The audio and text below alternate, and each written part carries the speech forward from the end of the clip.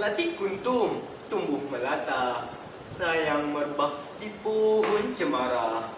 Assalamualaikum, mulanya kata, saya sembah pembuka bicara. Bismillahirrahmanirrahim. Assalamualaikum warahmatullahi wabarakatuh. Pautan rasa hormat dan takzim saya titipkan buat gagasan kehakiman yang berpaksikan kebenaran, guru-guru membina negara bangsa, rakan peserta yang saya kagumi, seterusnya saudara dan saudari yang saya santuni. Berdirinya saya di pentas syarahan ini adalah untuk menyebarkan sedikit ilmu dan dogma melalui mauduk syarahan saya, pensyariatan zakat, asas pembangunan ekonomi ummah. Begitulah bunyinya mauduk syarahan saya pada hari ini. Sebelum madah bersulap indah, sebelum lidah lancang berbicara, izinkan saya mendefinisikan satu persatu frasa yang terkandung di dalam mauduk syarahan saya. Menurut Kamus Dewan edisi keempat, frasa pensyariatan zakat membawa erti perintah untuk melaksanakan zakat. Manakala asas pula membawa maksud sesuatu yang menjadi sandaran ataupun pendukung kepada sesuatu yang lain.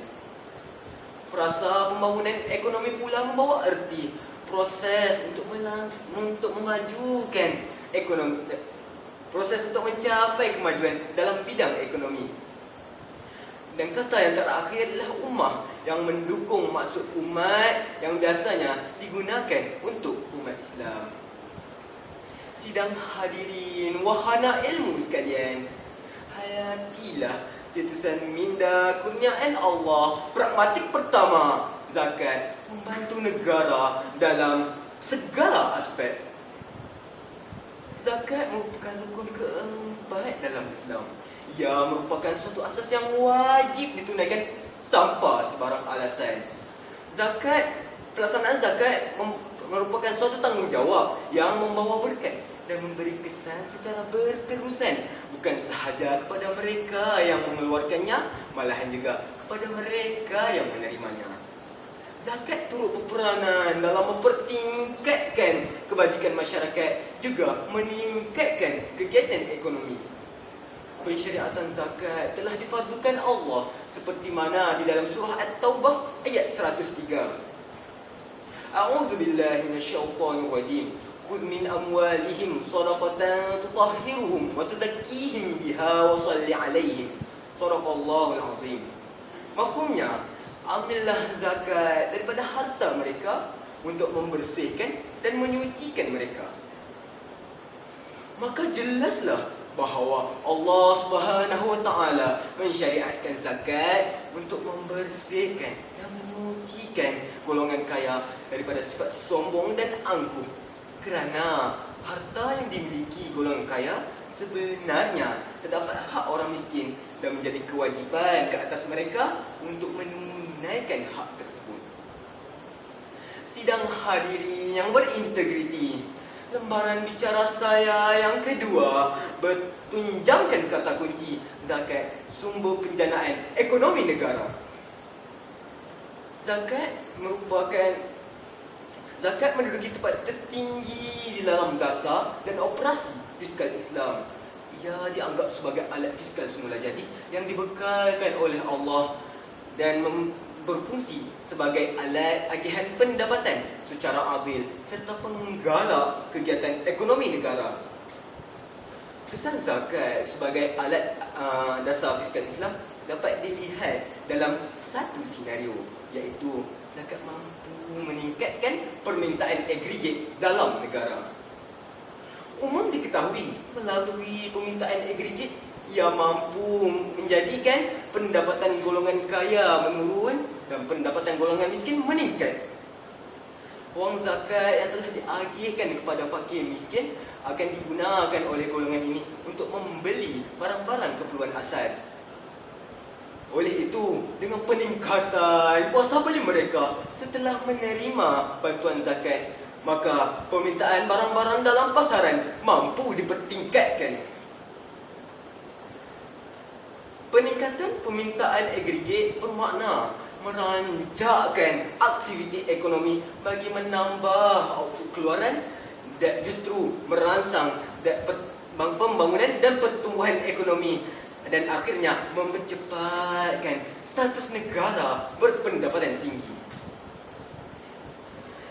Zakat hakikatnya merupakan satu mekanisme global yang bersifat manusiawi. Memperkasakan zakat bermaksud memperkasakan manusia. Itulah falsafah yang indah di sisi Islam. Sidang hadirin yang saya kasihi, indikator saya yang terakhir berlandaskan kata kunci zakat, instrumen ekonomi Islam. Islam adalah satu sistem pembangunan ekonomi yang ulung dalam tamadun manusia, iaitu ketika perintah melaksanakan zakat difardukan Allah, diikuti dengan pembangunan institusi kewangan dan harta benda seperti wakaf, hibah, sedekah dan lain-lain. Pada permulaan surah Al-Baqarah ayat yang kedua, Allah Subhanahu Wa Taala telah menjelaskan kategori orang yang bertakwa, iaitu mereka yang beriman dengan perkara baik, menunaikan solat dan membelanjakan sebahagian daripada apa-apa yang direzekikan Allah. Sayang sekali, negara-negara Islam yang kaya raya dengan kurniaan Allah tidak menyedari hakikat pembangunan ekonomi holistik untuk umat Islam kerana mekanismenya tidak digunakan dengan baik di dalam negara tersebut. Dalam konteks memanfaatkan pembangunan kewangan lebih daripada pungutan zakat, Malaysia telah melangkah maju ke hadapan dengan agak dinamik. Urusan zakat dijadikan sebagai urusan kerajaan dengan urusan perintah dengan penubuhan institusi kerajaan pusat pungutan zakat. Ijtihad ulama, sebahagian ulama dan pengkaji keislaman telah mengkaji tafsiran ayat Al-Quran. Oleh itu, ijtihad ulama yang membenarkan pusat pungutan zakat merupakan suatu kemajuan baharu yang diwujudkan di dalam satu plan tindakan bagi menginstitutkan sistem zakat dan mentadbirnya secara profesional. Persoalannya, adakah zakat akan terus dititik beratkan pada masa akan datang? Sidang hadirin yang saya hormati, segala hujah telah pun terhurai, maka jelaslah kepada kita bahawa zakat memainkan peranan yang penting sebagai instrumen agihan ekonomi yang seimbang bagi menurunkan kadar kemiskinan, meningkatkan kualiti dan taraf kehidupan, menyediakan kehidupan yang selesa dan sejahtera serta membawa kepada pembentukan negara yang berprestij pada masa akan datang. Oleh yang demikian, ekonomi umat Islam mampu dijana ke tahap yang lebih tinggi dengan pengagihan zakat yang lebih sempurna dan bersistematik. Lantaran itu, marilah kita bersama-sama mengorak langkah demi langkah bagi melakukan anjakan paradigma.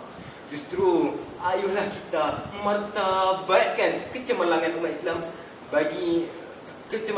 Islam dengan mengekalkan institusi zakat sebagai komponen penting dalam agenda pengurusan umat Islam, khususnya di Malaysia. Sebelum saya akhiri syarahan saya pada hari ini, sukalah saya untuk melafazkan serangkap pantun. Bunga seroja di atas para, jatuh ditimpa buah berangan. Andai kata tersilap bicara, kemaafan jua saya pohonkan.